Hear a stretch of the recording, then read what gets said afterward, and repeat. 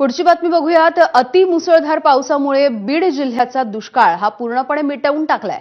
जिल्ह्यामधील पाणी प्रकल्प तुडुंब भरले आहेत, नदी आणि नाले ओसंडून वाहत आहेत आणि अशामध्येच ऐतिहासिक महात्म्य असलेल्या नामलगाव इथे 30 वर्षांमध्ये बिंदुसरा, करपरा आणि नारदा या 3 नद्यांचा त्रिवेणी संगम झालाय। 1995च्या नंतर 2016 आणि आता नामलगाव इथल्या प्रसिद्ध अशा पूरक गणपती मंदिराच्या तीरावर हा त्रिवेणी संगम ग्रामस्थांसह भाविकांना अनुभवायला मिळतोय।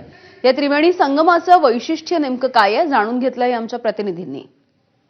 बीड जिल्ह्याची ओळख ही दुष्काळी जिल्हा म्हणून ओळखली जाते। मात्र याच बीड जिल्ह्यामध्ये मागील 2 दिवसांपासून जो पाऊस होतोय त्या पावसानं बीड जिल्ह्यातील दुष्काळ जो आहे तो पूर्णतः पुसून टाकल्याचं चित्र पाहायला मिळतंय।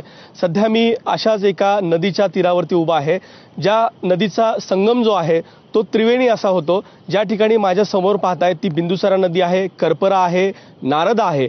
या 3ही नद्यांचा संगम जो आहे तो नामलगाव या ठिकाणच्या गणपतीचं जे मंदिर आहे त्या ठिकाणी होतो आणि अनेक वर्षांनंतर हा त्रिवेणी संगम जो आहे तो या ठिकाणचे ग्रामस्थ अनुभवत आहेत। बीड जिल्हा हा दुष्काळी म्हणून ओळखला जातो नेहमीच, मात्र याच दुष्काळाचा जो काही म्हटलं जातं तो दुष्काळ पूर्णतः मिटून गेलाय असं म्हणायला वावगं ठरणार नाही आणि एक मनमोहक अशी दृश्य जी आहेत ती बीड जिल्ह्यामध्ये पाहायला मिळत आहेत।